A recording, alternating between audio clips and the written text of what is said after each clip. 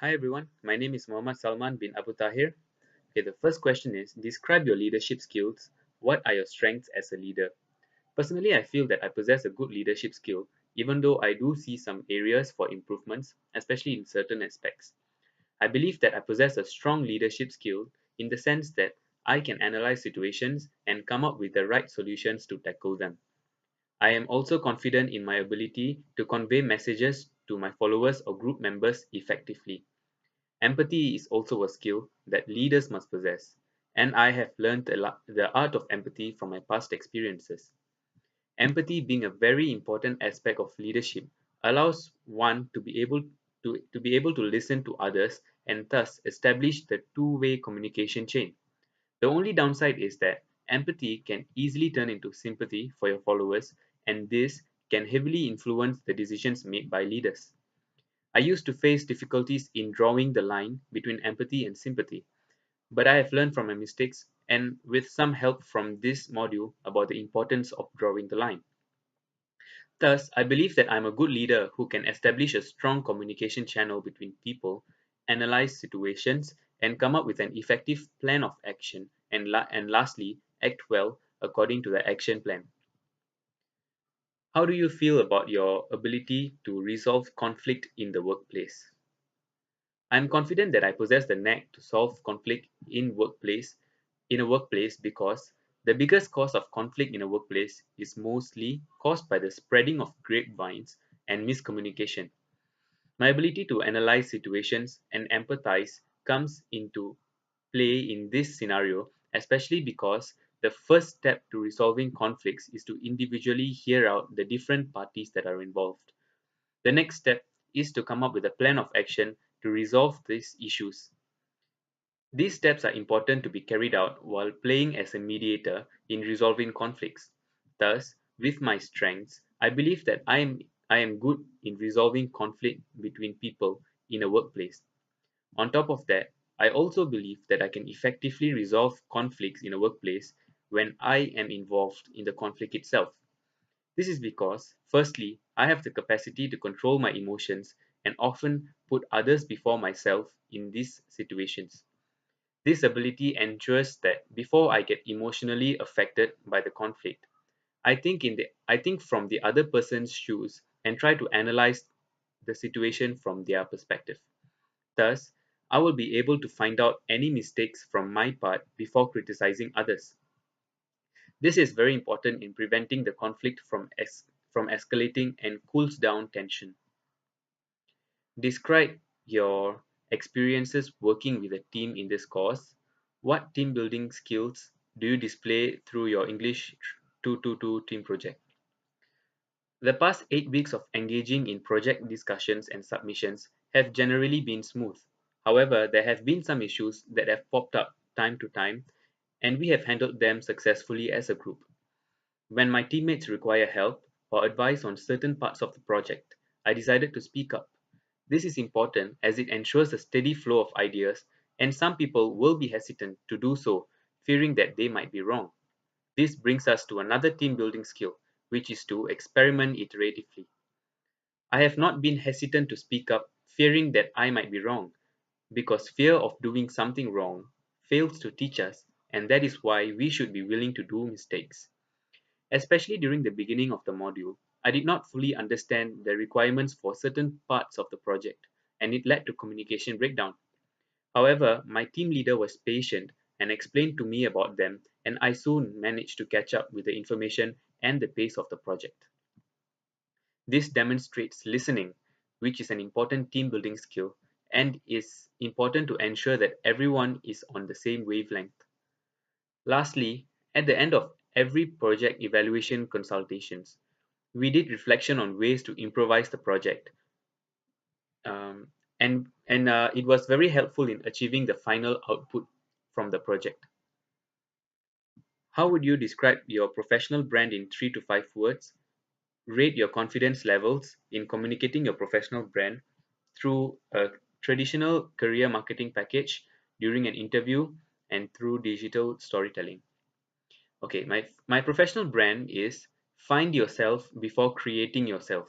This is my professional brand because I strongly believe that we we that if we follow our dreams, we can go to places. I believe that our interests drive our performance and thus brings out the best in whatever we do. I feel very confident in communicating my professional brand through a traditional career marketing package that includes cover letters and resumes. At the beginning of the module, I was tasked to construct a cover letter and resume and did not find it useful initially. However, as I asked people around for advice on constructing a resume, I found out that a lot of people put a great deal of importance to it and stories also heard of stories where my friends' resumes have led them to places.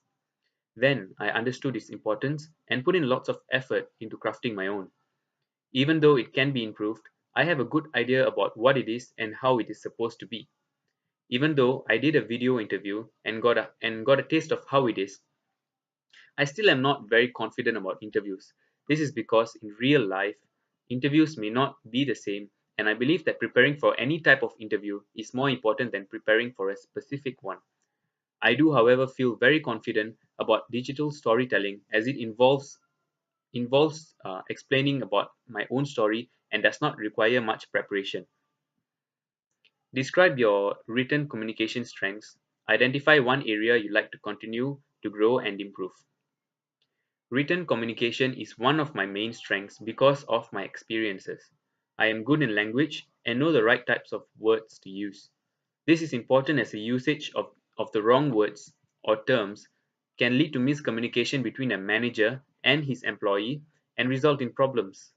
Also, also I am good in arranging the content neatly, which ensures that message delivered is easy for the recipient to read and understand and thus reduces the possibility of miscommunication.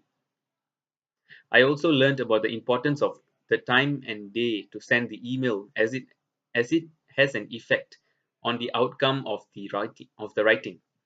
One of my assignments required constructing an email regarding a performance appraisal, and the time and the day of sending the email was an important factor to consider.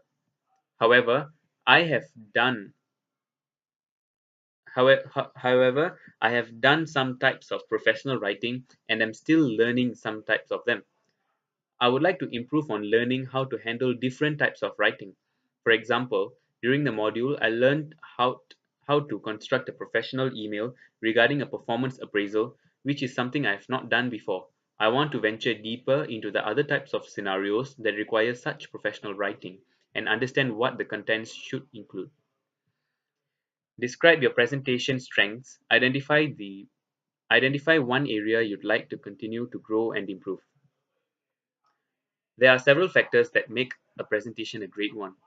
I am good in some of them, but still require some improvements in certain aspects. When it comes to presenting, I am good in focusing on the audience's needs and connecting them with my topic. I am able to minimally use words on my slides as they are not meant for the audience to be read by, but heard from me. I also have a good habit of using lots of interesting information, personal experiences, and videos in my presentations that make the audience want to know more and connect them with my presentation. Next, I usually make my presentations sound like a sharing so that they are more enthusiastic and seem honest. This is important to ensure that audience are moved and are always keen to know the tiny details. Hence, they will end up receiving the message fully.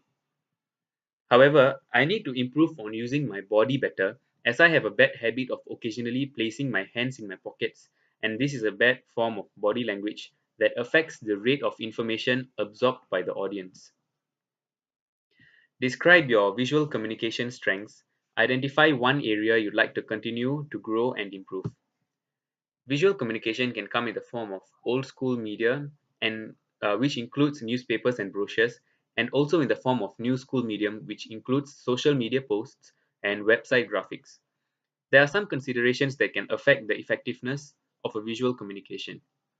I am good in finding creative layouts that stand out. Also, to make the visual communication stand out, colors must be used at the right amount to make them look neat, attractive, and outstanding. I have experience in designing company logos as well as creating websites for my family businesses. Also, when it comes to social media posts, I like to add in a small amount of graphics and animation, which makes the post very appealing to viewers. Hence, information presented in such ways will reach out better to the audience. As a result, I pay attention to these details very closely. However, I need to also pay more attention to the space I use, as I often tend to use up almost all of the spaces available. There must be some empty spaces left to make the visual communication look even better. What tools do you feel most confident about including in your 21st century business communication toolkit? Which tools do you consider your greatest strengths? What areas do you still want to improve? Okay. I feel most confident in using visual communications, especially in the form of new school media, as well as presentations in front of people.